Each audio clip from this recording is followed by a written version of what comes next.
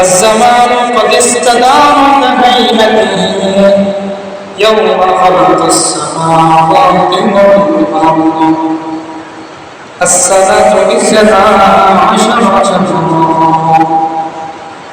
منها 4 ذو القعدة وذو الحجة والمحرم ورجب مضر الذي بين جمادى وشعبان. عن أبي هريرة رضي الله تعالى عنه قال رسول الله صلى الله عليه وسلم أفضل الصيام بعد رمضان شهر الله المحرم. عن حفصة رضي الله تعالى عنها قالت 4 لم يكن يدعهن النبي صلى الله عليه وسلم صيام عاشوراء و10 3 أيام من كل شهر وركعتين قبل صلاة الفجر. عن أبي قتادة رضي الله تعالى عنه قال رسول الله صلى الله عليه وسلم صيام يوم عاشوراء أحتسب على الله أن يكفر السنة التي قبلها أو كما قال عليه الصلاة والسلام إن الله وملائكته يصلون على النبي يا أيها الذين آمنوا صلوا عليه وسلموا تسليما. اللهم صل على سيدنا مولانا محمد وعلى آل سيدنا مولانا محمد. حقیقت کی خبر تیرے بشیر آیا نذیر آیا شہنشاہی کہ جس کے پاس چوکے فقیر آیا بدأ الهدى بكماله كشف الدجى بجماله حصلت جميع خصاله صلى الله عليه وآله. আপনাদের দক্ষিণ হরিনাম মনসুরাজ সিদ্ধার্থ মসজিদের বসির মুসল্লি আলাইহিরাম মুরব্বিয়ান আযম পর্দার অন্তরালের পর্দানশীল সুস্থ খাওয়াতি রাহিমানি ওয়া রাহমাতুল্লাহ তাআলা ইনতামাইন. আল্লাহ রাব্বুল আলামিন শাহী দরবারে অসংখ্য অগণিত সুযোগ যে দয়া মাহবুব আমাদেরকে দয়া করে মায়া করে মুহররম মাসের দ্বিতীয় জুমা আদায় করতে আল্লাহর মসজিদে জান্নাতের আঙিনায় জান্নাতের বাগানে সমবেত হওয়ার তৌফিক দান করেছেন। সেই মহান রব্বুল আলামিনের দরবারে আমরা শুকরিয়া জ্ঞাপন করি আলহামদুলিল্লাহ। সাথে সাথে আমাদের পক্ষ থেকে লাখো কোটি দরুদ ও সালামের আজহারা হাদিয়া পেশ করছি সর্বকালের সর্বশ্রেষ্ঠ মহামানব নবীপুর সম্রাট সরকারে জাহান হাবিবে কুলিয়া জিগতুল শাহ মুহাম্মদ সাল্লাল্লাহু আলাইহি ওয়াসাল্লামের দরবারে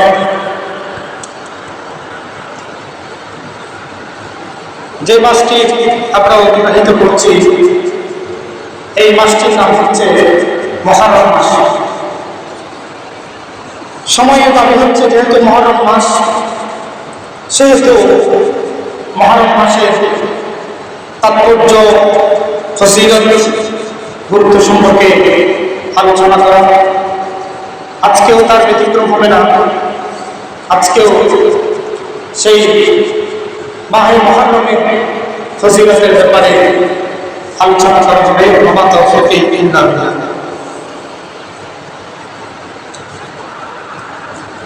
এই মাসটি সম্পর্কে আল্লাহ রাব্বুল আলামিন সূরা তাওবা আয়াত নম্বর 34 আল্লাহ রাব্বুল আলামিন বলেন, আউযু বিল্লাহি মিনাশ শাইতানির রাজীম, বিসমিল্লাহির রাহমানির রাহিম,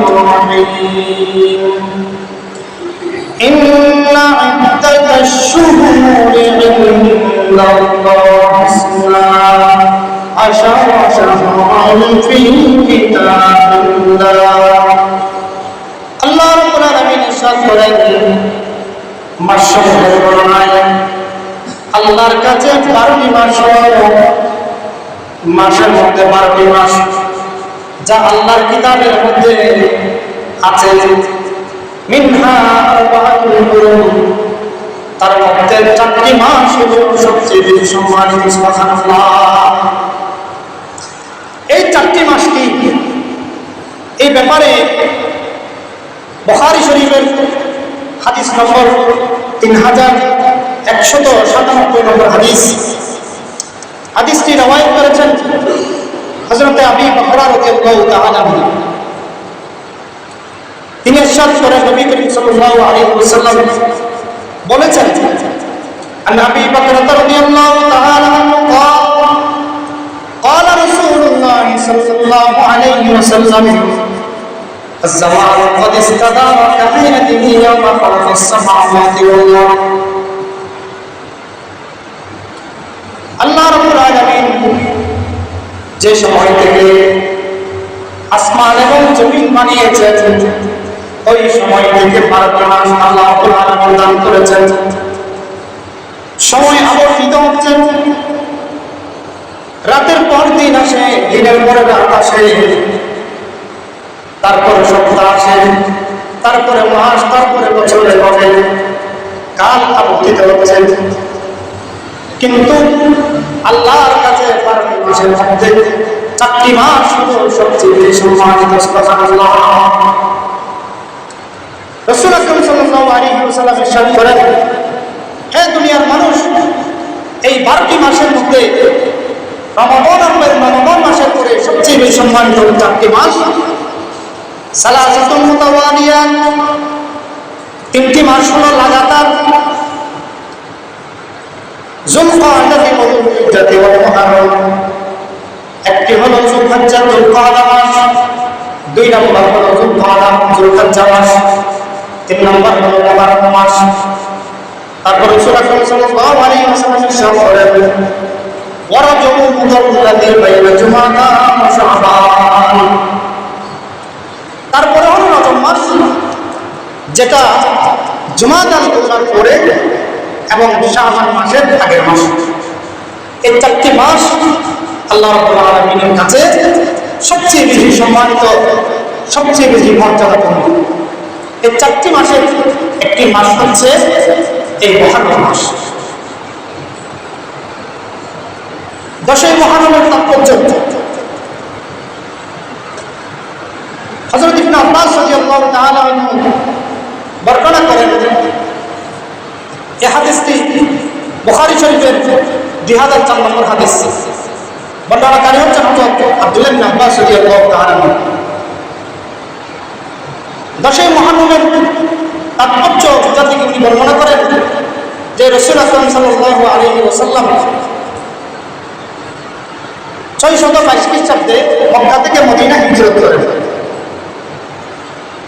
মক্কা থেকে মদিনা হিজরত করার পরে নবী করিম সাল্লাল্লাহু আলাইহি ওয়াসাল্লাম দেখতে পেলেন যে মদিনার ইহুদিরা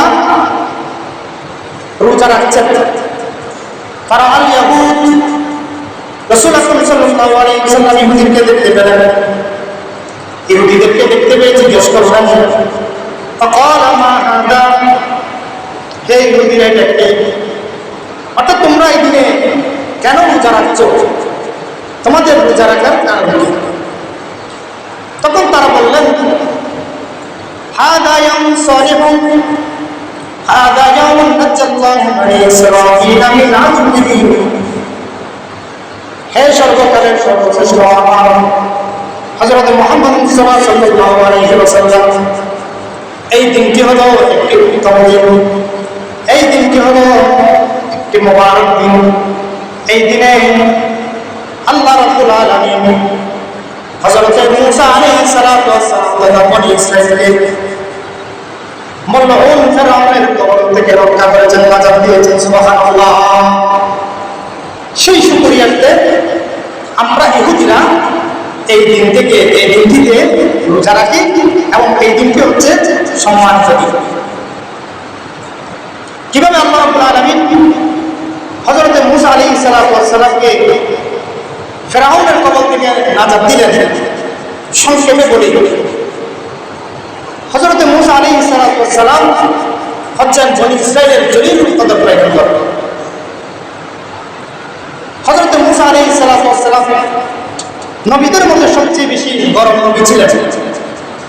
সাহাবাদের মধ্যে সবচেয়ে বেশি গরম সাহাবী ছিলেন যার নাম হযরতে ওমর রাদিয়াল্লাহু তাআলা, যিনি হিজরি সনের প্রবর্তন করেন।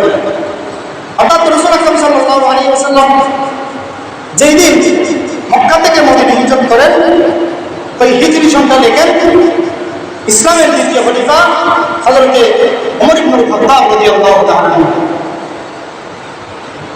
হযরত ওমর রাদিয়াল্লাহু তাআলা সম্পর্কে শায়ের বলেন,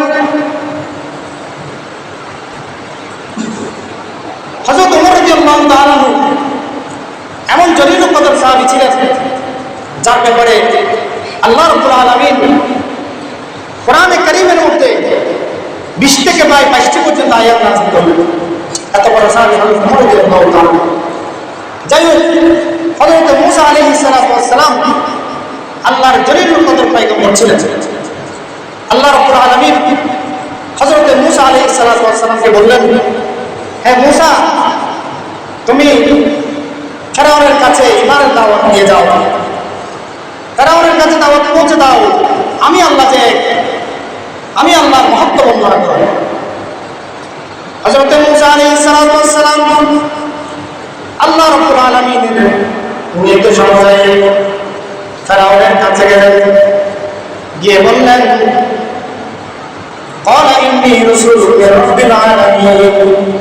হে মূসা, হে ফিরআউন, আমি মূসা আল্লাহর পক্ষ থেকে নির্বাচিত নবী, আমি হলাম আল্লাহর পক্ষ থেকে নবী, আপনি আমার কথা মানেন। এই কথা বলার পরে ফিরআউন হযরত মূসা আলাইহিস সালাতু ওয়াস সালামের সাথে বাদ বিতর্কে লিপ্ত হয়ে গেল। বলল যে তোমার আল্লাহকে, তোমার আল্লাহর কি ক্ষমতা, তোমার আল্লাহ কি করতে পারেন? তখন হযরত মূসা আলাইহিস সালাম ফিরআউনকে জবাব দিলেন যে আমার আল্লাহ হলো যিনি আসমান থেকে পানি বর্ষণ করেন, যিনি জীবিতকে মৃত করেন, মৃতকে জীবিত করেন, তিনি আমার আল্লাহ। যাই হোক, হযরত মূসা আলাইহিস সালাতু ওয়াস সালাম অনেক দাওয়াত দিলেন। হযরত মূসা আলাইহিস সালাতু ওয়াস সালাম ফিরআউনকে অনেক বুঝালেন, কিন্তু হলো না, যে জালেম সেই জালেম। এমনকি বলল যে, হে মূসা, তুমি যদি নবী হয়ে থাকো আমাকে একটা মুজিজা দেখাও। হযরত মূসা আলাইহিস সালাতু ওয়াস সালাম লাঠির মুজিজা দেখালেন, যেখানে হাজার হাজার জাদুঘর ফিরআউনের আমন্ত্রণে আসলো। হযরত মূসা আলাইহিস সালাম ওখানে ছিলেন। হযরত মূসা আলাইহিস সালামের সাথে তাদের কি হবে? কম্পিটিশন হবে। হযরত মূসা আলাইহিস সালাম প্রস্তুত আছেন, তারাও আসলেন জাদুঘররা, তাদের সাতজনকে মাটির মধ্যে ফেলানো হলো। হযরত মূসা আলাইহিস সালামও নিজের লাঠিটাকে মাটির মধ্যে ফেলেন। দেখা গেল পরে সাপ হয়ে গেল, যে সাপ সমস্ত জাদুঘরের সাপগুলো খেয়ে ফেলে। এটা তো ফিরআউন বিজয় লাভ করতে পারল না। এভাবে হযরত মূসা আলাইহিস সালাম অনেকগুলো মুজিজা দেখালেন, মানল না ফিরআউন। শেষ পর্যন্ত হযরত মূসা আলাইহিস সালামের পিছনে লাগল। এমনকি বনি ইসরাঈলের সমস্ত বাচ্চাদেরকে তারা হত্যা করে ফেলত। মেয়েদেরকে তারা জীবিত রাখত। এই সম্পর্কে আল্লাহ রাব্বুল আলামিন বর্ণনা করেন কোরআন শরীফের আয়াত, وَإِذْ نَجَّيْنَاكُم مِّنْ آلِ فِرْعَوْنَ يَسُومُونَكُمْ سُوءَ الْعَذَابِ يُذَبِّحُونَ أَبْنَاءَكُمْ وَيَسْتَحْيُونَ نِسَاءَكُمْ وَفِي ذَلِكُمْ بَلَاءٌ مِّن رَّبِّكُمْ عَظِيمٌ। আল্লাহ রাব্বুল আলামিন বলেন, হে আমার মূসা, আমি তোমাকে নাজাত দিয়েছি মিন আলি ফিরআউন, ফিরআউন থেকে, যারা তোমাদেরকে কঠিন থেকে কঠিনতর কষ্ট দিত, তোমাদের বাচ্চাদেরকে হত্যা করে ফেলত, ছেলেদেরকে হত্যা করে ফেলত, তোমাদের মেয়েদেরকে তারা দাসী বানিয়ে রাখত। হযরত মূসা আলাইহিস সালাম এক পর্যায়ে আল্লাহ রাব্বুল আলামিন হুকুম দিলেন যে মূসা আপনি হিজরত করুন। হযরত মূসা আলাইহিস সালাম তার অনুসারীদেরকে নিয়ে 6,70,000 মূসা আলাইহিস সালামের অনুসারী ছিলেন, তাদেরকে নিয়ে রাতের আঁধারে মিশর ত্যাগ করে চলে যেত। এমন সময় এই খবর লিক হয়ে গেল, এই খবর চলে গেল ফেরাউনের কাছে। নির্যাতন তো করছে, হযরত মূসা সহ্য করছেন, না পেরে চলে যাচ্ছেন, মারতে হন নাই, তারপরে তাদেরকে রেহাই দিচ্ছে না। এটাই হলো জালেমদের স্বভাব। হযরত মূসা আলাইহিস সালাম একেবারে সকালের টাইমে সূর্যোদয়ের সময় যাইতে যাইতে পাহাড়ে প্রচুর লোহিত সাগরের পার চলে গেল। এই খবর পাওয়ার পরে ফেরাউন যুদ্ধবত 70,000 সেনাবাহিনী নিয়ে একেবারে কাছাকাছি চলে আসলো। তখন মূসা আলাইহিস সালাম অনুসারীরা বলছেন, হে মূসা, এখন তো আমরা ধরা খেয়ে গেলাম, ইন্না লামুদরাকুন, আমরা তো ধরা খেয়ে গেলাম, আমাদের তো জায়গা যাওয়ার আর কোনো জায়গা নেই। হযরত মূসা আলাইহিস সালাম বললেন, হে আমার অনুসারীরা, তোমরা ভয় পেও না, আলা রাব্বি ইন্নী সায়াহদিন, আল্লাহ রাব্বুল আলামিন আমাদেরকে শীঘ্রই পথ দেখাবেন। সুবহানাল্লাহ। হযরত মূসা আলাইহিস সালাম বললেন, ওয়া ওয়াহাইনা ইলা মূসা আন ইদরিব বিআসাকাল বাহর, হে মূসা, তুমি তোমার লাঠিটাকে সমুদ্রের মধ্যে নিক্ষেপ করো, সমুদ্রের মধ্যে পাড়ি দাও। হযরত মূসা আলাইহিস সালাম আল্লাহর কথা অনুযায়ী সমুদ্রের মধ্যে লাঠিটা পাড়ি দেওয়ার 12টা রাস্তা হয়ে গেল। সুবহানাল্লাহ। এই বনী ইসরাঈল তারা মৌলিকভাবে 12 দলে বিভক্ত ছিল, তার মধ্যে আবার 6 দলে বিভক্ত, 6, 12, 72, 12 ফেরকায় বিভক্ত ছিল বনী ইসরাঈল। আল্লাহ রাব্বুল আলামিন হুকুমে তাদের জন্য রাস্তা হয়ে গেল, পাহাড় সম সদৃশ্য রাস্তা। তাওদিল আযীম কোরআনের মধ্যে আল্লাহ রাব্বুল আলামিন বলতেছেন বড় রাস্তা হয়ে গেল। কারণ তাদের সাথে গবাদি পশু ছিল, তাদের সাথে সরু সামান ছিল, হ্যাঁ, তারা একেবারে রাস্তা দিয়ে পার হয়ে গেল। এদিকে ফেরাউন বলতেছে, দেখো তোমরা তো আমার রব মানো, দেখো আমি তোমাদের জন্য কি করছি, একেবারে ভিআইপি রুট করে দিয়েছি, পার হইতে লোহিত সাগর আর কোনো সমস্যা হবে না। এই সময় আল্লাহ রাব্বুল আলামিন যখন মাঝখানে গেছে ফেরাউনকে এই লোহিত সাগরের মধ্যে ডুবাই মারলেন। বলছে এই শুকরিয়া স্বরূপ আমরা কি করি, রোজা রাখি। আল্লাহ রাব্বুল আলামিন এই ফেরাউনটাকে আমাদেরকে মুক্তি দেন, এই জন্য আমরা 10 মুহররম কি রাখি, রোজা রাখি। রাসূল সাল্লাল্লাহু আলাইহি ওয়াসাল্লাম বললেন, ও ইহুদিরা শোনো, তোমরা যদি তোমাদের নবীর রসুলের রোজা রাখো, তাহলে আমি মুহাম্মদ সাল্লাল্লাহু আলাইহি ওয়াসাল্লাম বলেছি, ফাআনা আহাক্কু বিমূসা ফিকুম, আমি তোমাদের তুলনায় আমি হযরত মূসা আলাইহিস সালাম সবচেয়ে বেশি মর্যাদা রোজাদার ছিলেন। তখন রাসূলুল্লাহ সাল্লাল্লাহু আলাইহি ওয়াসাল্লাম এই 10 মুহররমের রোজা রাখলেন এবং সাহাবায়ে কেরামকে রোজা রাখার জন্য নির্দেশ দিলেন। সুবহানাল্লাহ। এর আগে 10 মুহররমের আগে এই মুহররম যখন রোজা ফরজ হয় না, তখন এই রোজাটা কিন্তু পিছিয়ে পড়ছে। যখন 10 মুহররম এই রোজা ফরজ হয়ে গেল, তখন এই 10 মুহররম রোজাটা নফল হয়ে গেল। যার চাই রাখে, যার রাখতো তার চাই রাখতো না। বোঝা গেল এই রোজাটা নফল হইল, এর সওয়াব কিন্তু অনেক বেশি। এমনকি হযরতে আবু হুরায়রা রাদিয়াল্লাহু তাআলা বর্ণনা করছেন যে এই রোজার ফজিলত কত বেশি জানো, মুসলিম শরীফের মধ্যে আছে। عن ابي هريره رضي الله تعالى عنه قال قال رسول الله صلى الله عليه وسلم আফজালুস সিয়ামি বা'দা রমাদান শাহরুল্লাহিল মুহাররম। আল্লাহ রাসূল সাল্লাল্লাহু আলাইহি ওয়াসাল্লাম ইরশাদ করেন, আফজালুস সিয়াম বা'দা রমাদান, রমাদান মাসের পরে রমজান শরীফের রোজা করে সবচেয়ে বেশি আফজল গুরুত্বপূর্ণ রোজা, সবচেয়ে বেশি ফজিলতপূর্ণ রোজা হলো এই 10 মুহররমের রোজা। 10 মুহররমের রোজা রমজানের রোজার পর সবচেয়ে বেশি সম্মানিত আর গুরুত্বপূর্ণ। 10 মুহররমের রোজার গুরুত্ব বোঝাতে গিয়ে হযরত হাফসা রাদিয়াল্লাহু তাআলা আনহা থেকে একটি হাদিস রওয়ায়াত আছে, যে হাদিসটি নাসাই শরীফের 2415 নম্বর হাদিসের মধ্যে উদ্ধৃতি দেওয়া হয়েছে। এভাবে এসেছে, হযরত হাফসা রাদিয়াল্লাহু তাআলা বর্ণনা করেন, আরবাউন লাম ইয়াকুন ইয়াদাহুন্না নবী সাল্লাল্লাহু আলাইহি ওয়াসাল্লাম।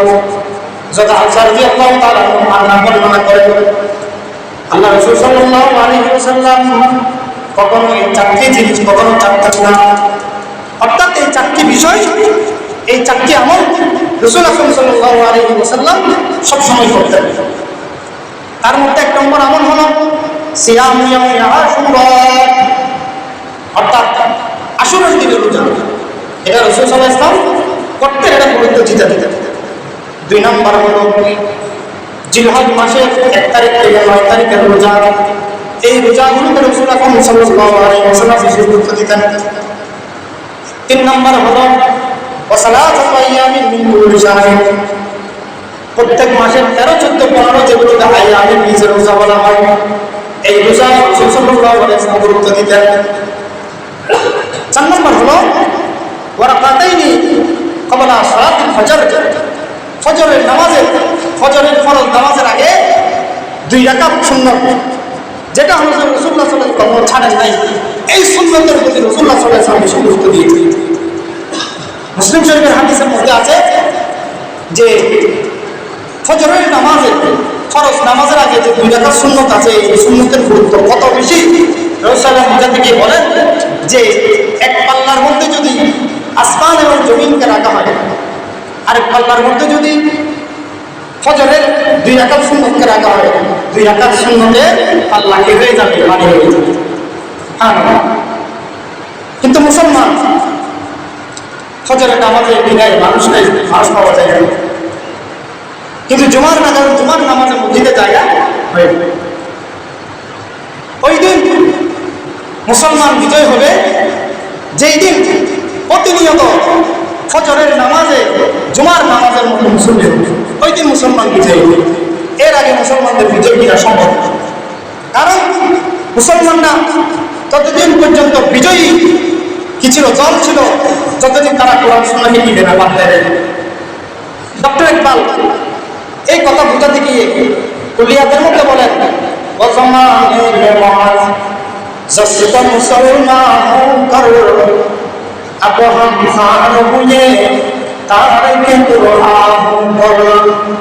ওই সময়ে মুসলমান সবচেয়ে বেশি সম্মানিত ছিল, মুসলমানদেরকে মানুষ কাঁদা বলে, কেননা তাদের কাছে ছিল কোরআন, কেননা তাদের কাছে ছিল রাসূলের সুন্নাহ।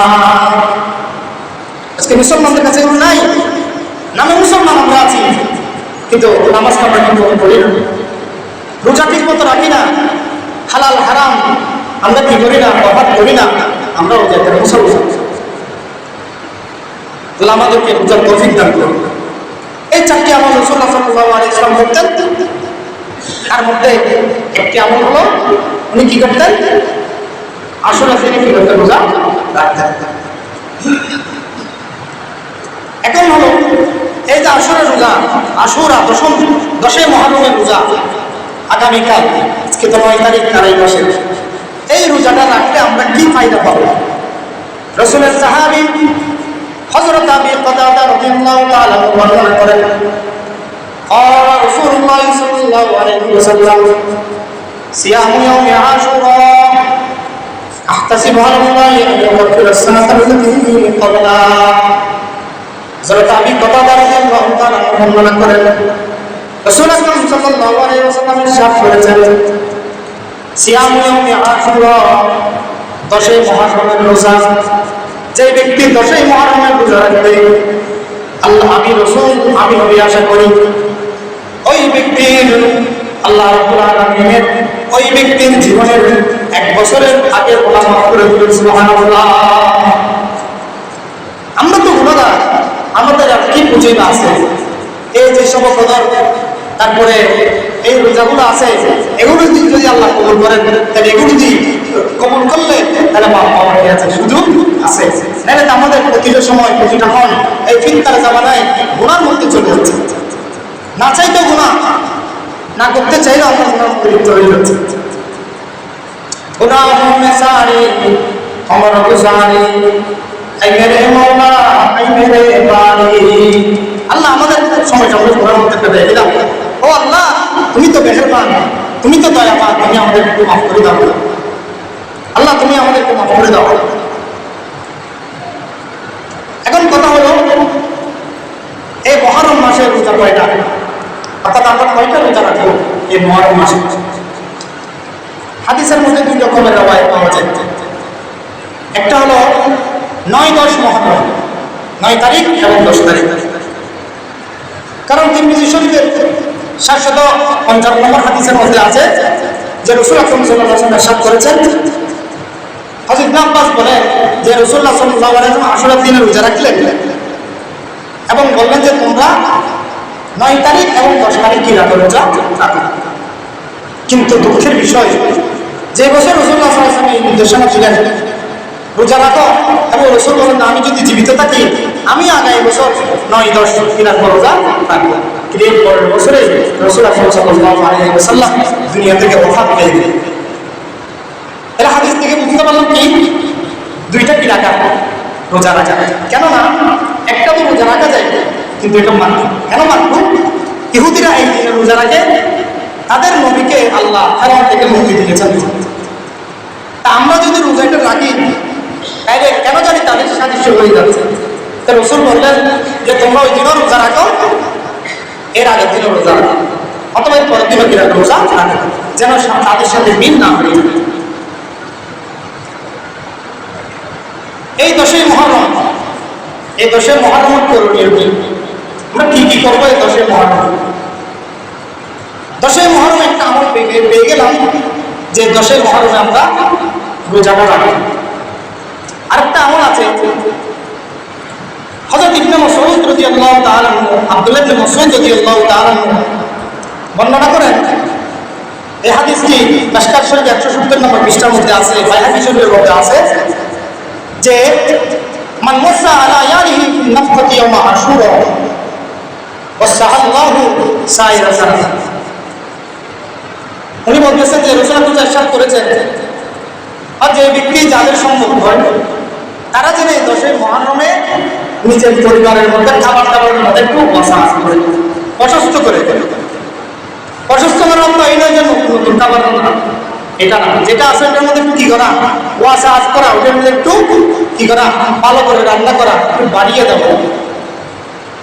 হাদিসের মধ্যে বলছেন মান মুসা আলা ইয়াদি ফি নাফকাতি ইয়াউম আশুরা ওয়াসাল্লাহু আলাইহি সাইরা সানাতিহি, যারা এটা করবে আল্লাহ রাব্বুল আলামিন তাদের পুরো বছরের খাবারের মধ্যে কি দান করবে, ওয়াসা দান করবে।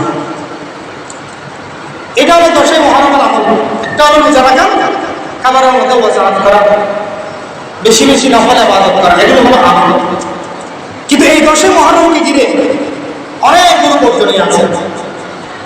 মূল পয়েন্টটা হলো এটা, আমল তো সবাই করে কিন্তু আমলগুলো কুসংস্কার আর এই শরীয়ত বিরোধী, শরীয়ত গর্হিত কাজের কারণে আমলগুলো কি হয়ে যায়, বরবাদ হয়ে যায়।